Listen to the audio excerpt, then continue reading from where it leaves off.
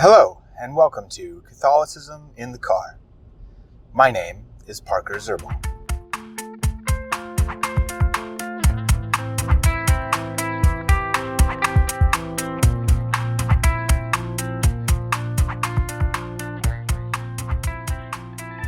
Okay. I want to talk a little bit today about kind of my journey of actually beginning to publish some of these episodes and the editing that goes with it all. I have to say, I didn't think the editing would be this hard. I'm using an open source software called Audacity. I'm sure if people have ever done any sort of podcasting or audio editing, that they would know about Audacity. It's probably the most popular open source software out there, and it's kind of clunky. I'm gonna be honest; it's kind of difficult to use. I gave away a lot of my really good audio equipment when I left to discern the religious life. I didn't have much to my name at that point. I had about $1,800 or maybe $1,200 in my bank account. I mean, I just graduated high school, had a few summer jobs, but that was it. And I had a drum set. I had some guitars. I had a couple bass guitars. And then I had all this recording equipment. And I kind of wish I had it. Now, that doesn't mean I wish I didn't give it away. I was really trying to follow in the footsteps of St. Francis. I joined a Franciscan order, pretty radical one at that. And I really felt the call at that time to just kind of get rid of everything. So I went and joined the religious life. All that I had with me was a breviary, the foreset of the breviary. I had a Bible. I had some undergarments and like the t-shirt and pants on my back, and that was pretty much it. That was all that I had to my name. And then pretty much while I was there, I only had my main habit. We had a work tunic, which didn't have a hood on it. And I had my corded belt, my rosary, and I had like some notes that I had taken from classes we would do for our formation. That was pretty much all that I had the entire 4 years of my life. I had some sandals too, but that was it. It was a beautiful time. It was a beautiful time. Unfortunately, the order I was in, about a year after I left, they disbanded. It was of their own choice. They weren't suppressed or anything. But the few guys that were left when I discerned out decided to disband the community. And that's a story for a different day. I may not actually tell it. We'll see. Just because it involves a lot of people's lives in a painful episode of a lot of people's lives.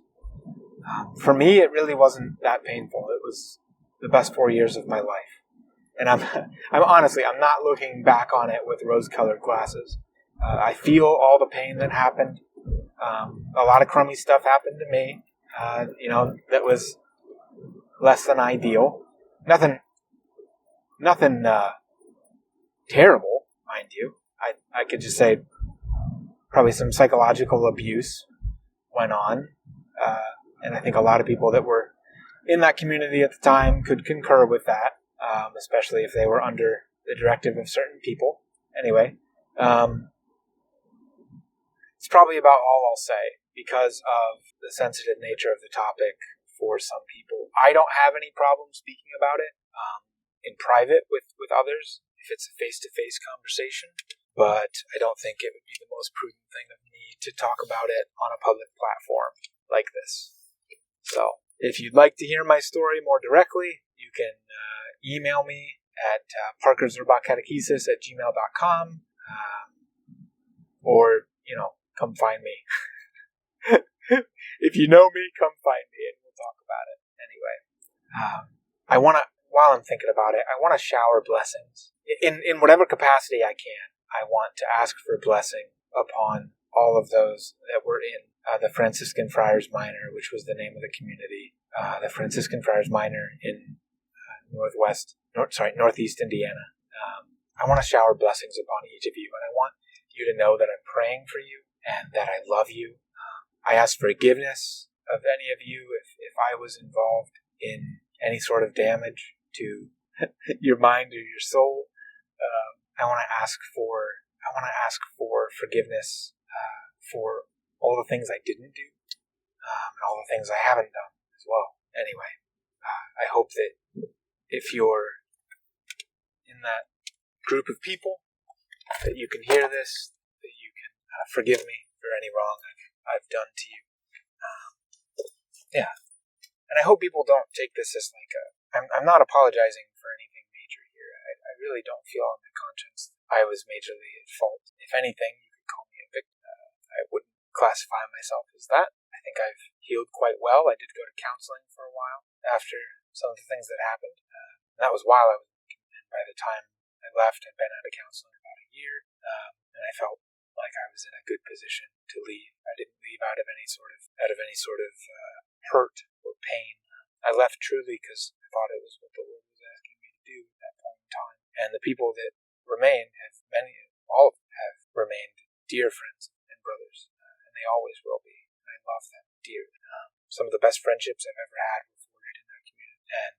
And I also want to shower forgiveness upon those who hurt me, who I consider to have hurt me. I consider to have hurt my friends. I want to shower forgiveness upon you because you deserve forgiveness as long as you want it. And again, nothing serious, in my opinion. Nothing truly serious occurred, thank God. But there was a significant amount of emotional, psychological harm that was done to people, and that people still bear the scars of. A lot of people are still hurting from that time. And I pray to the Lord that they're able to get forgiveness. I pray to the Lord that He would shower His own blessings upon them, His own grace upon them. Okay, well, that's enough about that. I was talking about...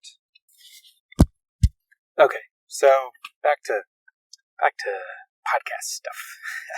I want to, just because I've been thinking about it a bit lately, I just want to kind of share what my journey has been over the last few days trying to get this thing actually out there.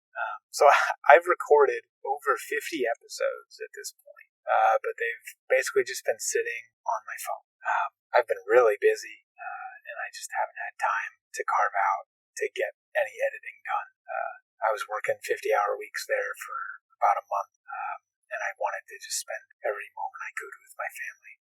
That's why I do this podcast in the car, so that I'm doing it on my own time. My family doesn't have to sacrifice, because I'm at work all day, and I'm going to be commuting no matter what, so I might as well make the most of it. And then I've been waking up early to do the editing, which has actually been really nice because it's afforded me a lot more time for prayer in the morning.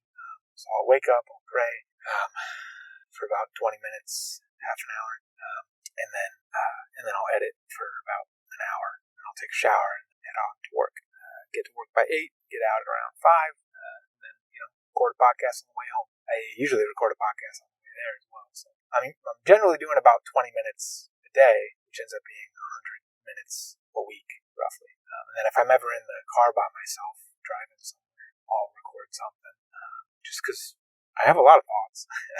and I think I've said this. I think I said this in the introduction to the entire podcast that my goal here is not to create a following necessarily. If it happens, it happens, and that's the Lord's will. And praise be to Him. But really, what I'm trying to do here is to get my thoughts out there, to talk about the things that I find really interesting. And that might sound selfish, but I think I can honestly say I'm trying to do this as a gift for others, because I think that I do have things to share. I think everyone has things to share.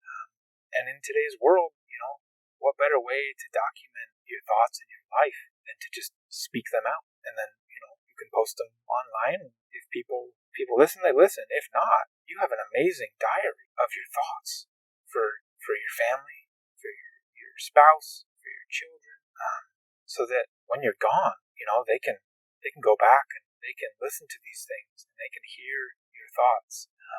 Some people don't have the ability or some people really hate writing. I guess is what I'm trying to say. Some people really hate writing. I actually enjoy writing, but some people really hate writing. this is a great way for them to leave their legacy. And I don't mean that in like a prideful way. I mean that in like an honest, leave a legacy for your children. And not just money, but your thoughts, your wisdom. Now, I don't claim to be wise, but I do claim to be fairly knowledgeable on certain things. And I hope that this documenting of my ideas, of what I learn, of my thoughts, might be helpful to those who come after me. And maybe those in the present as well, if people end up listening to it. But yeah, so. Okay, so, real quick, please feel free to subscribe to any of my podcasts on any of the podcast players. Find me on YouTube. Please subscribe. Like me on Facebook, like the Catholicism Car channel on Facebook, Twitter, Instagram. We're all there. Catholicism Car. And then I also have a Patreon account if you wish to support what I do at this podcast and this YouTube channel. And you can also support us on Anchor.fm. There's a support button there you click on. I also have links to all this on my website's support page at www.catholicisminthecar.com.